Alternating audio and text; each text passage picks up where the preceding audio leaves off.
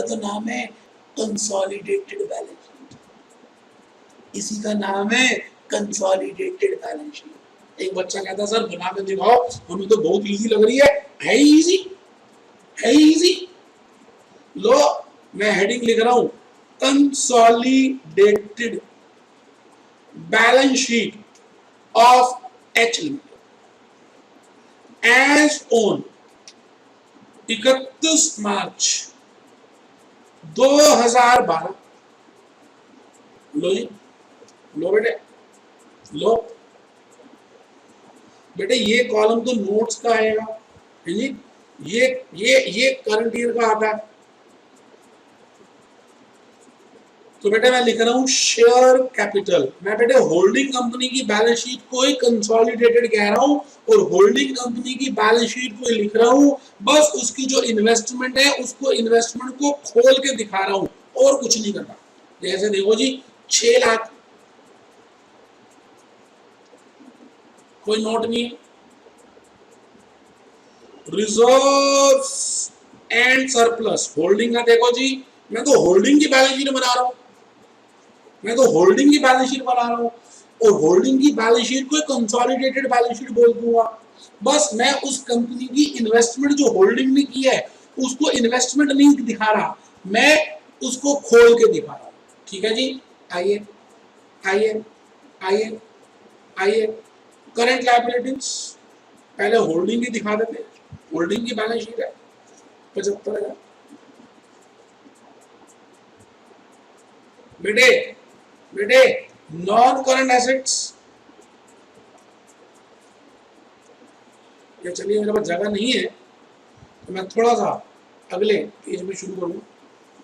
ये नोट्स, ये करंट, ये का holding company, non current assets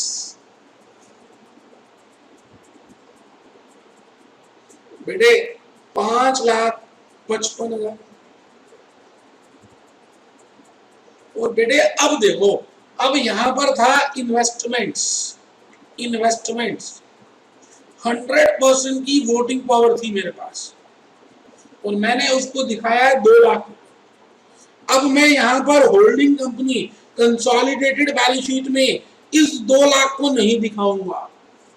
यही तो काम है बेटे, मैं इन्वेस्टमेंट को नहीं दिखाऊंगा, मैं इन्वेस्टमेंट की वजह से जो मुझे फायदा नुकसान होगा उसको फायदे को एसेट्स में ऐड करूंगा और लायबिलिटीज को लायबिलिटीज में ऐड करूंगा। बेटे मैंने पोटली जो खरीदी थी उसमें 100% की मेरे को होल्डिंग थी, तो 100% एसेट्स मिलेंगे और 100% लायबिलिटीज।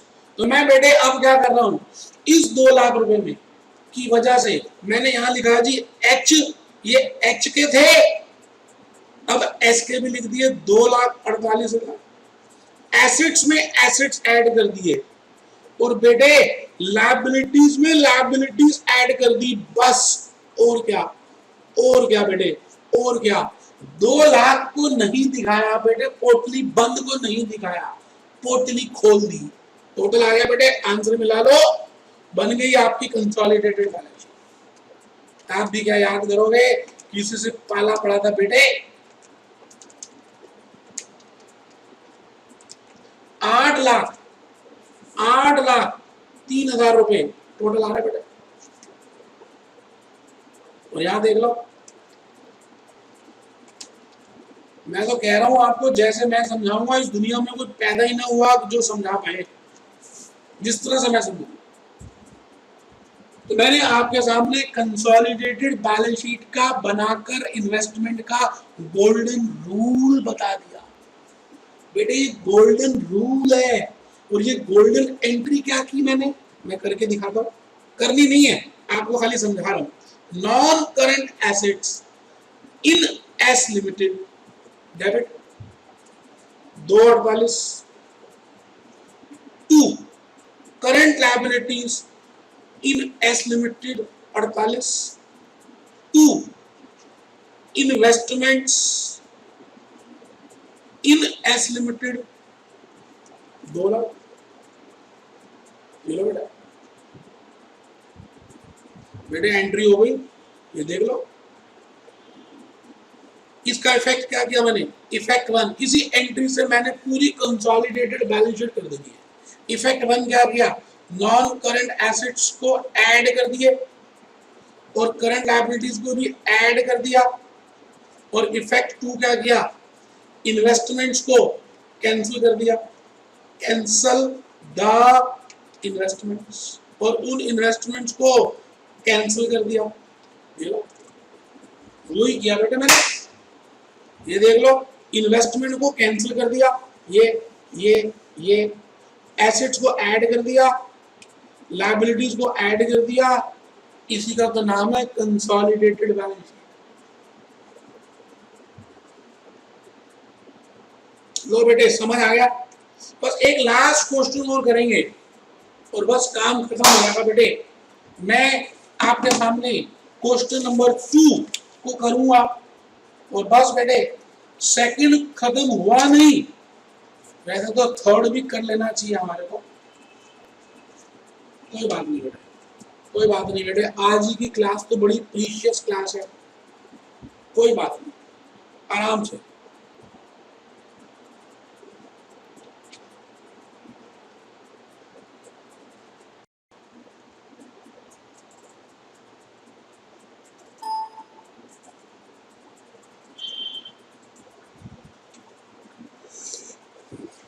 हाँ बेटा, बेटे आओ बेटे, थोड़ी सी हिम्मत और दिखानी है बेटे। 2 क्वेश्चंस अगर आप अभी हम आज की क्लास में कर लेंगे तो काफी हद तक बातें समझ आ जाएंगी। तो मैं चाहता हूं बेटे question number 2 page number 301 page 301 बेटे, क्वेश्चन नंबर 2 पेज 301 खोल ले बेटे, मैं निकाल देता हूं। ये बेटे क्वेश्चन 1 कर लिया, क्वेश्चन 2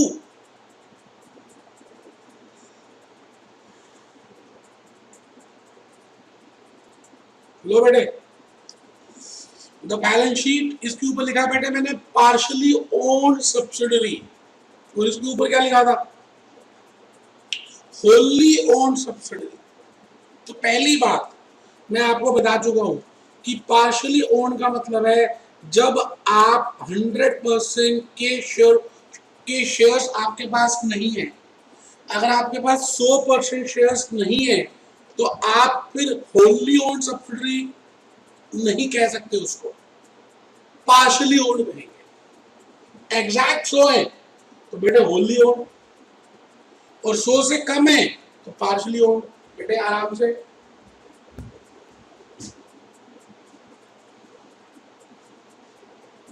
चलो जी। Balance sheet of H and S, फिर बेटे होल्डिंग और सब्सिडरी में एच और एस का प्रयोग किया उन्होंने। शेयर कैपिटल, जनरल रिजर्व, बिल्कुल वही क्वेश्चन है बेटे जो क्वेश्चन नंबर 1 था। ये सीएस की स्टडी की इलस्ट्रेशन 2 है, लेकिन एक डिफरेंस है बेटे। अब आपने देखना है कि वो डिफरेंस है क्या।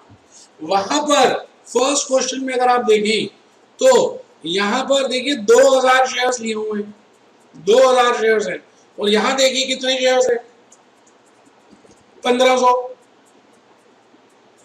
बस बेटे यही डिफरेंस है, बाकी तो देख लो आप, हर चीज मिल रही है बेटे, एवरीथिंग इज टेलिंग। आराम से देख लीजिए बेटे, हल्की फुल्की चेंजेस होंगी। तो balance sheet of H and S as on 31st March 2012, share capital 6 lakhs and 2 lakhs, profit and loss 80,000 and nil, trade payable assets और बेटे 1500।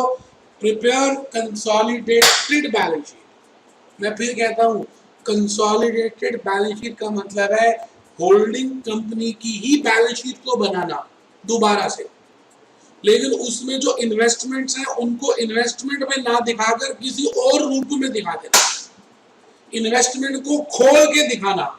उस इन्वेस्टमेंट में से जो आपको वोटिंग पावर मिलेगी बस वो दिखाना, उसमें जो एसेट्स मिलेंगे वो दिखाना। चलिए कोई बात नहीं, करके देखते हैं। आइए जी, मैं पहले नोट 1 लिखवा रहा हूं। Note 1, H limited is holding 1500 equity shares of S Limited, that is out of 2000 equity shares of S Limited. H Limited is only holding 15,000 equity shares, 1500 equity shares। बेटे एक शेयर 100 रुपए का है, ठीक है जी। So percentage of holding, so percentage of holding is equal to 1500 upon 2000, 1500 equity shares upon 2000 equity shares into 100। बेटा 75% आ गया, 75%। Hence H Limited will be named as holding company as per Companies Act 2013। बेटे companies act 2013 के हिसाब से इसको holding company मानेंगे। And S Limited will be named as subsidiary company, will be named as subsidiary company। और bracket में बेटे partially owned subsidiary company. ऐसा क्यों बोल रहे हैं हम पार्शियली ओन्ड सब्सिडरी कंपनी? क्यों? क्योंकि बेटे 100% शेयर्स में से 75% तो होल्डिंग के पास है और 25 नहीं है। अगर होल्डिंग के पास 100 के 100 होते तो मैं इसको कहता फुल्ली ओन्ड। इसका मतलब कंट्रोलिंग पावर होल्डिंग के पास 75% की है और non controlling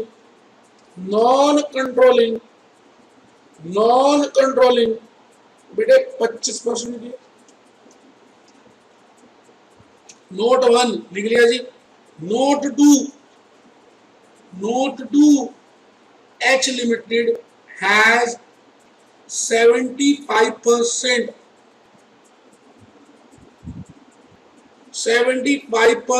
control over assets and liabilities of S Limited। So non-controlling power is 25%। आराम से बेटे नोट 1 लिख लें। बेटे एक एक नोट करोड़ों रुपए का है, आप समझ लीजिए। नोट 2 लिख ले। Note 3 consolidated balance sheet is nothing but replacement of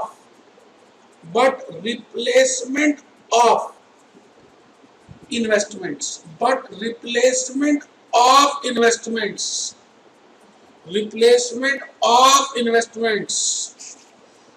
with assets and liabilities।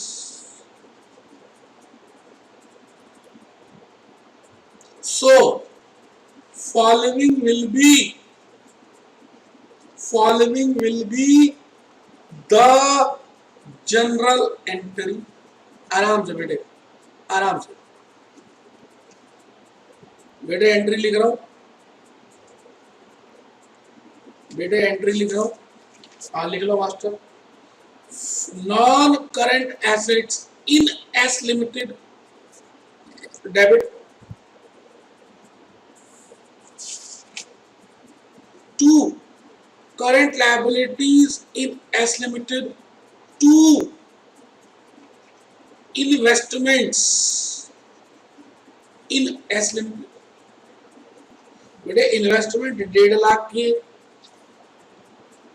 क्योंकि बेटे आपके पास 1,50,000 की इन्वेस्टमेंट खरीदी थी आपने, जिसमें आपके पास 1,50,000 रुपए की इन्वेस्टमेंट खरीदी थी, जिसमें 1500 शेयर्स थे 100 रुपए के हिसाब से। अब जैसे ही आपने इन्वेस्टमेंट खोली, उसमें से दो चीजें निकली, एक एसेट्स और एक लायबिलिटीज। बेटे टोटल एसेट्स कितने हैं सब्सिडरी कंपनी की बुक्स में? 2,48,000। तो बेटे 75% ऑफ 2,48,000 कर दो, क्योंकि मेरे पास तो पावर 75% की है, तो मैं एसेट 75% लिख लूंगा होल्डिंग कंपनी, और 75% ऑफ बेटे 48,000। आराम से बेटे, कोई जल्दी है ही नहीं। मैं कहता हूं, मैं दावा ठोकता हूं कि आपको फेस टू फेस में भी इतना समझ आया, अगर उससे ज्यादा समझाऊंगा भाई साहब। ये लिखिए 1,86,000। बेटे लॉजिक्स चल रहे हैं। 36,000। आराम से बेटे, ये 1,86,000 है, और बेटे ये भी 1,86,000। आराम से देख लीजिए बेटे, जब मेरे पास 75% की ही वोटिंग पावर है, आप बताइए, तो मैं 75% के एसेट्स का हकदार हूं, तो मैं इसलिए 75% लिख रहा हूं। ठीक है जी, चलिए जी, ये आ गया जी नोट नंबर 3। चलिए फिर शुरू करते हैं। Consolidated balance sheet of H limited as on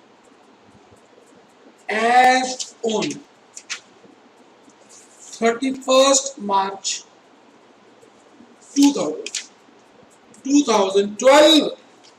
लो बेटे, लो बेटे, बेटे ये पेज नोट्स का है बेटे, ये होल्डिंग कंपनी का ही है बेटे, अमाउंट में ही है। चलो जी देख लो क्या क्या है। शेयर कैपिटल बेटे होल्डिंग की लिखनी है।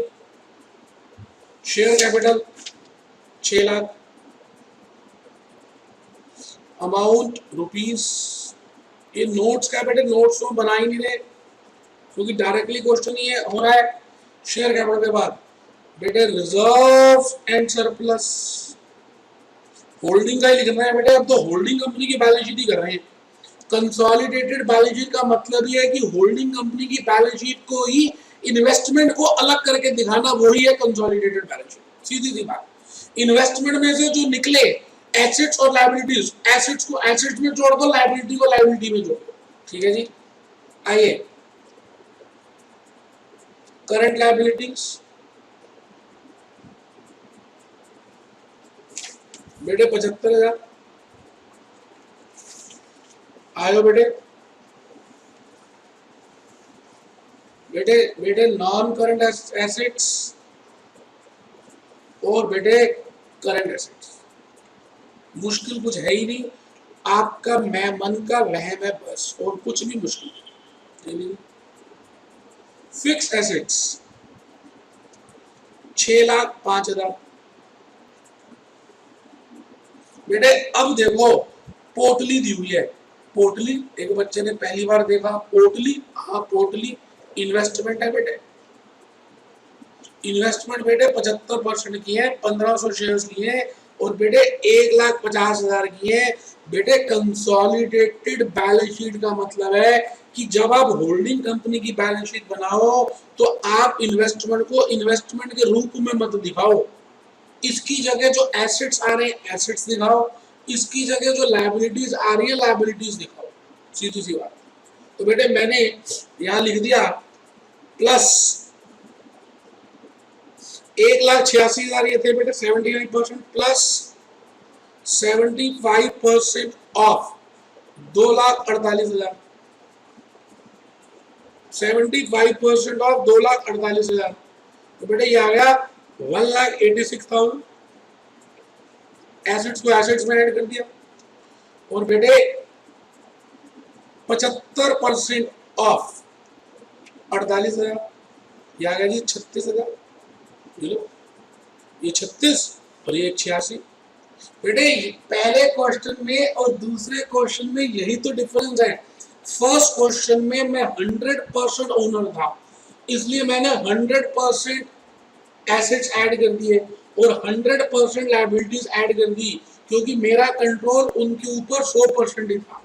लेकिन क्वेश्चन नंबर 2 में मैंने 1500 शेयर्स 75% की वोटिंग पावर रखी है, इसका मतलब मेरे पास उनकी ओनरशिप 75% ही है, इसलिए मैंने 75% एसेट्स ऐड किए और 75% लायबिलिटीज ऐड की। ठीक है जी, आराम से देख लीजिए, कोई जल्दी है ही नहीं।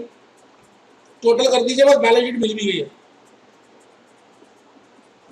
टोटल करिए, बैलेंस शीट मिल रही है 6,80,000, 75,000, 36,000।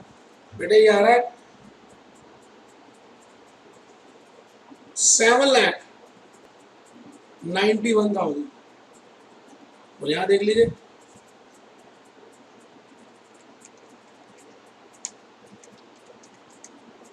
7,91,000, आराम से देख लीजिए बेटे, दोनों साइड्स मिल रही है। कंसोलिडेटेड बैलेंस शीट हमने प्रिपेयर कर दी बेटे। इसमें एक पॉइंट छुपा था जो मैंने अब बताना, पहले बताओ यहां तक सबने कर लिया। अब मैं एक बात कह रहा हूं, नोट नंबर हम एक कितने लिख चुके हैं बेटे, 3। अब मैं नोट नंबर 4 लिख रहा हूं। The above consolidated balance sheet is prepared. The above consolidated balance sheet is prepared on partial consolidation. On partial consolidation method। एक बच्चा कहता है ये क्या, अभी बता रहा हूँ, अभी बता रहा हूँ। अरे नोट 4 लिख तो लो, अब मैं नोट 5 भी लिखवा रहा हूँ बेटे, अभी पीपीटी में उसकी वो भी लिखेंगे। Consolidated balance sheet can be prepared as per following 2 methods, as per following 2 methods। बेटे consolidated balance sheet can be prepared as per following 2 methods। method 1 बेटे, method 1 बेटे, method 1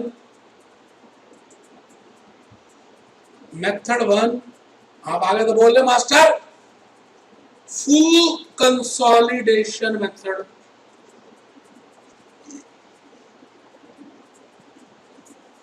and method 2 partial consolidation method. बेटे आराम से, मैंने कहा जी पहला method है फुल कंसोलिडेशन और दूसरा मेथड है पार्शियल कंसोलिडेशन। नोट 5 तक लिख चुके हैं भाई और बहनों। Note 6, in full consolidation method, in full consolidation method 100% of assets. ध्यान से बेटे, बहुत कीमती चीज बोलने जा रहा हूं। In full consolidation method, 100% of assets in S Limited will be will be added with non-current assets or current assets of holding company, that is H Limited. Similarly, अभी लिख ले बेटे, आराम से लिख ले, मेरे को बताओ. Similarly, 100% of liabilities, non-current liabilities slash current liabilities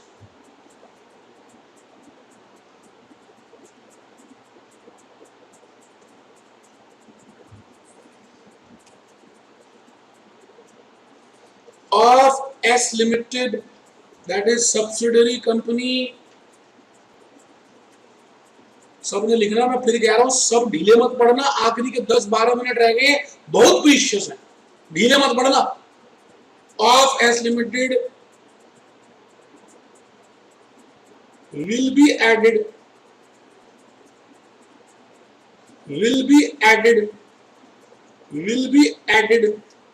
with non-current liabilities slash current liabilities of holding company. आराम से बेटे, आराम से पहले लिख लो ना, लिख लो ना.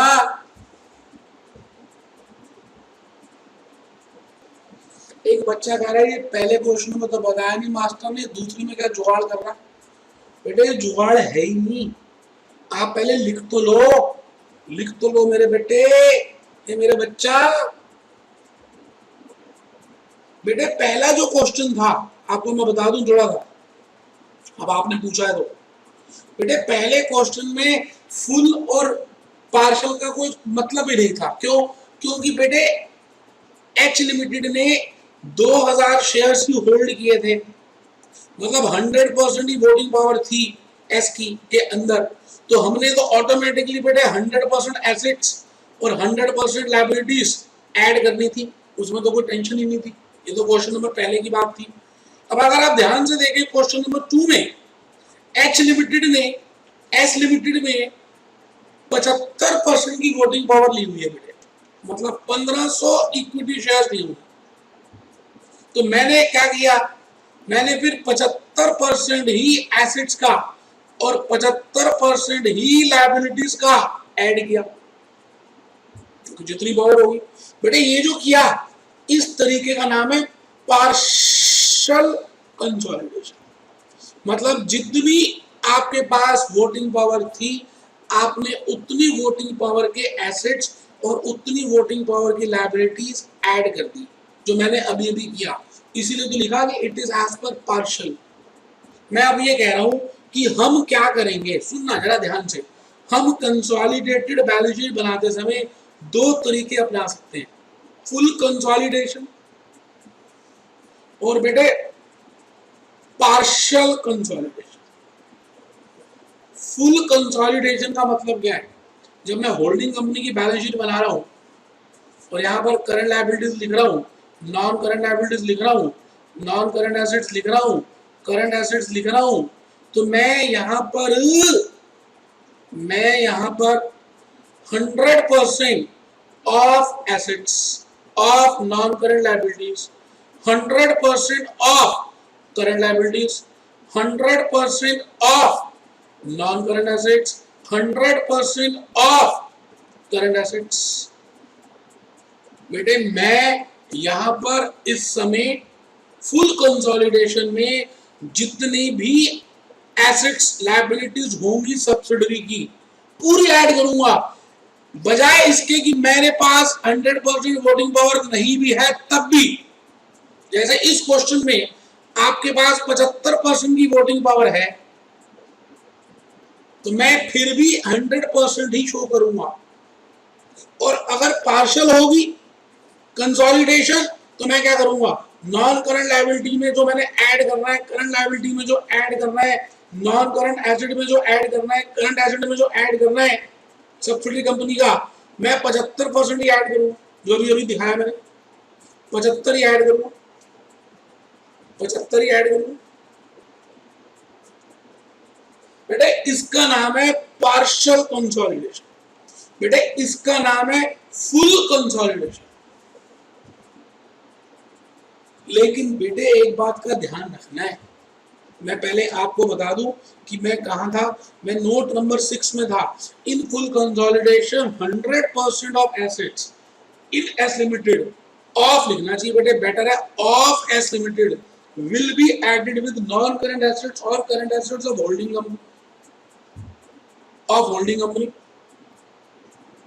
will be added with non-current of holding company, ठीक है। Similarly 100% of non-current liabilities slash current liability of S limited subsidiary company will be added with non-current liability और current liability of holding company। मतलब full consolidation में आप आपके पास 100% voting power अगर नहीं भी है, अगर 100% है फिर तो कोई टेंशन नहीं।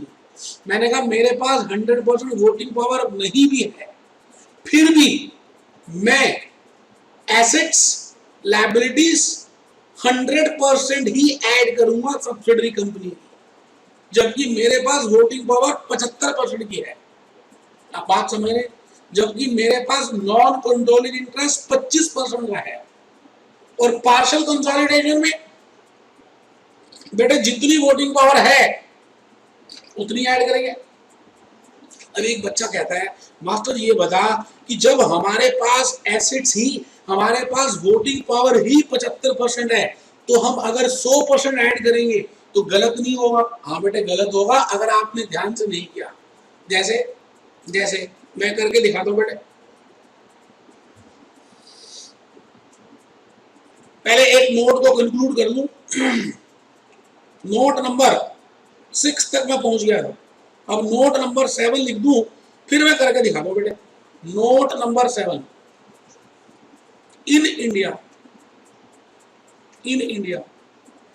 We will always follow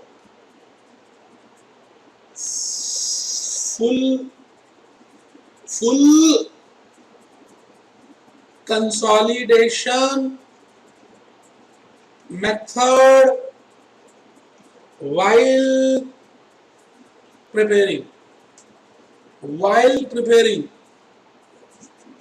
consolidated balance sheet. That is, even though holding company is not holding, even though holding company is not holding 100% of control, 100% of control, that is equity shares. Even though holding company is not holding 100% of control, that is equity shares of subsidiary,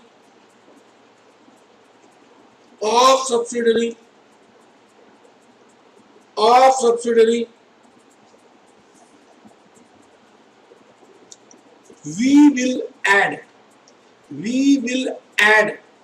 100% of assets and liabilities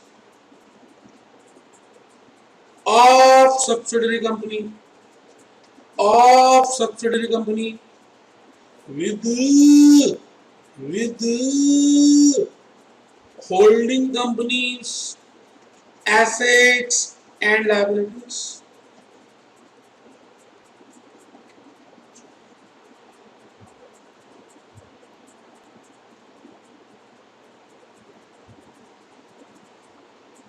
And non controlling interest, ये important point है बेटे। अब शुरू हुआ non controlling interest will be shown as current liabilities in consolidated balance sheet। आराम से बेटे, आराम से। and non-controlling interest will be shown as current liability in consolidated balance sheet. लिख ले बेटे, आराम से लिख ले, कोई जल्दी है ही नहीं बेटे।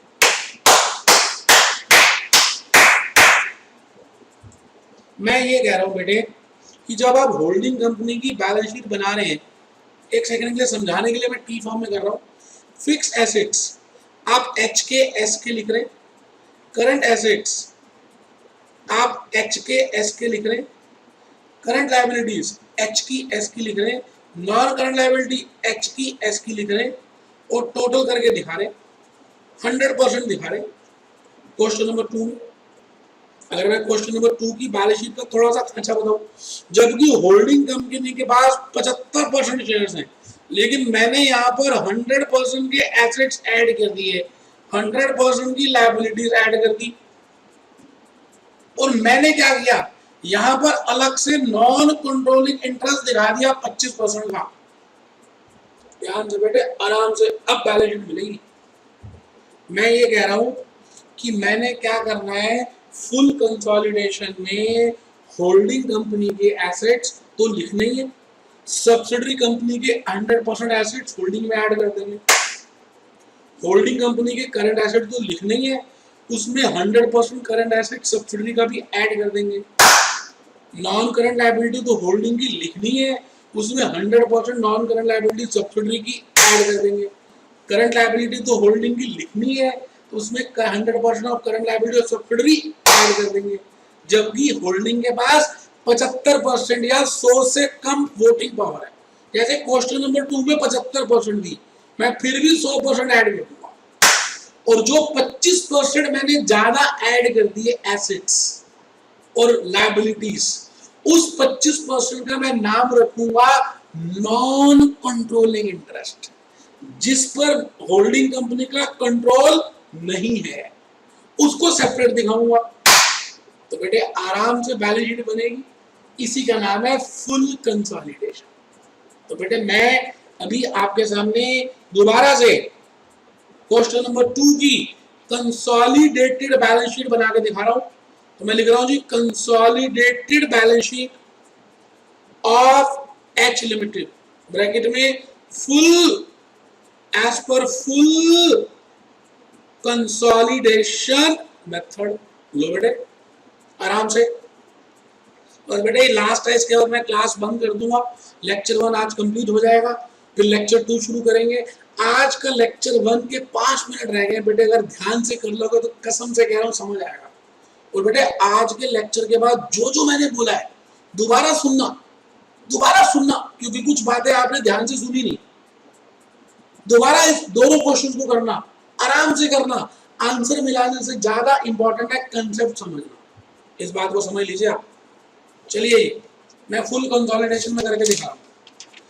इक्विटी शेयर कैपिटल 6 लाख तो लिखेंगे, होल्डिंग तो लिखनी है। प्रॉफिट एंड लॉस 80,000 रुपए लिखेंगे। करंट लायबिलिटीज बेटे 75,000 ये लिख रहे हैं, और अभी देख लेते हैं उसके बाद ये बेटे नोट्स का है, ये अमाउंट रुपीस का है, नॉन करंट एसेट्स बेटे 6,05,000 ये लिख देते हैं। और बेटे अब लॉन्ग टर्म इन्वेस्टमेंट जो मेरे पास 1500 शेयर्स थे, जिनकी 75% की वोटिंग पावर थी, और जो 1.5 लाख रुपए के थे बेटे, इसको नहीं दिखाऊंगा, मैं इसको नहीं दिखाऊंगा, इसकी जगह मैं एसेट्स और लायबिलिटीज दिखाऊंगा। अब मेरे पास पावर 75% की है, अगर मैं 75% एसेट्स और 75% लायबिलिटीज ऐड करूं तो उसको पार्शियल कंसोलिडेशन बोलते हैं। इंडिया में हम फुल कंसोलिडेशन करते हैं, भले हमारे पास 100% की वोटिंग पावर ना हो, फिर भी हम 100% एसेट्स और 100% लायबिलिटीज ऐड करते हैं, और अलग से नॉन कंट्रोलिंग इंटरेस्ट इस क्वेश्चन में 25% था तो वो दिखाते हैं। तो मैं आपको एक बात थोड़ी सी फिर बता दूं, ये देखिए 1,50,000 रुपए की एक पोटली है मेरे पास, ठीक है जी। इसको खोला तो इसमें से क्या निकले, 2,48,000 के एसेट्स निकले और 48,000 की लायबिलिटीज निकली। तो मैं कह रहा हूं कि मैं इसका एक्चुअली में मालिक तो 75% ही हूं और 75% ही लायबिलिटीज देनदारी बनती है, लेकिन मैं कह रहा हूं जी फुल कंसोलिडेशन में भले 75 है, आप फिर भी 100% और 100% ऐड करें, पूरे ऐड करें। 248 यहां ऐड करें, ये एच का है, ये एस का है, ये बेटे 8,53,000 आ गया। और यहां देखें 48,000 की सब्सिडरी कंपनी की पूरी ऐड कर दे, ये एच की दी है, एस की है, 75,000 प्लस 48,000, ये बेटे 1,23,000 आ गया।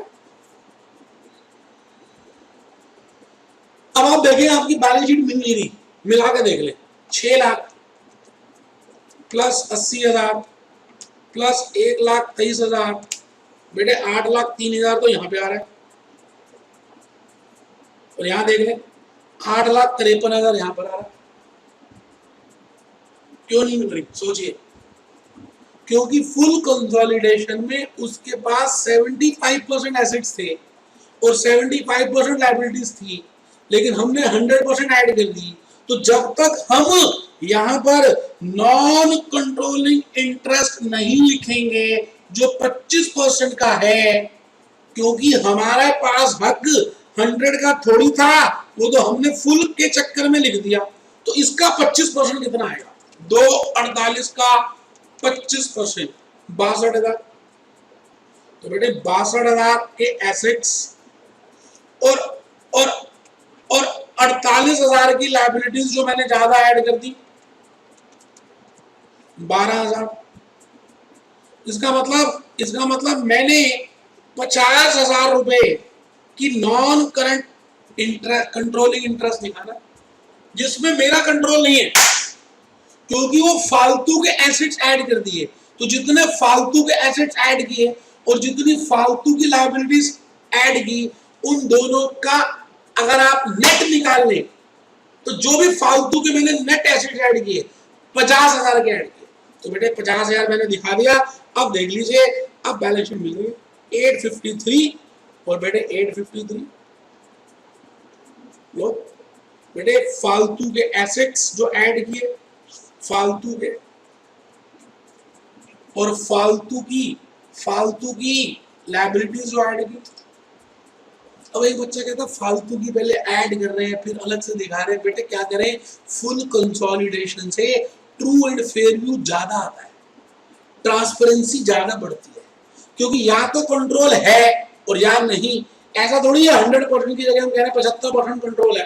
बेटे कंपनीज एक्ट में अगर आपके पास 51% की पावर है तो आप ही मालिक हो, आप ही मालिक हो, आप 51% के मालिक नहीं हो, फिर आप पूरे मालिक हो। तो कंपनीज एक्ट जब ये कह रहा है कि आपके पास अगर सिंपल मेजॉरिटी है, आप पूरे मालिक हो, तो बेटे बैलेंस शीट में तो पूरे मालिक के हिसाब से बननी चाहिए। सारे एसेट्स ऐड करो, सारी लायबिलिटीज ऐड करो, और नॉन कंट्रोलिंग इंटरेस्ट, जिसको कुछ किताबों में माइनॉरिटी इंटरेस्ट भी कहा गया, माइनॉरिटी।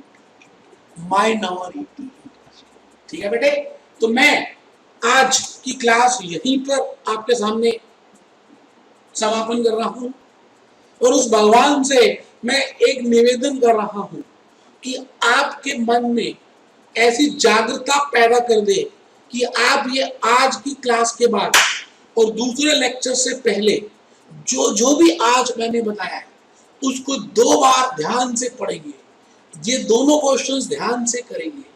भले ये क्वेश्चंस आपके पेपर में नहीं आएंगे, यकीन मानिए आपके कंफर्ट लेवल बढ़ जाएगा, कंसेप्ट्स क्लियर होंगे और बड़े बड़े क्वेश्चंस कर पाएंगे। बेटे इन्हीं बातों के साथ मैं भूपेश आनंद आज लेक्चर 1 को एंड करता हूं। Be happy, be jolly, be cheerful, be happy, be jolly, be cheerful, be happy, be jolly,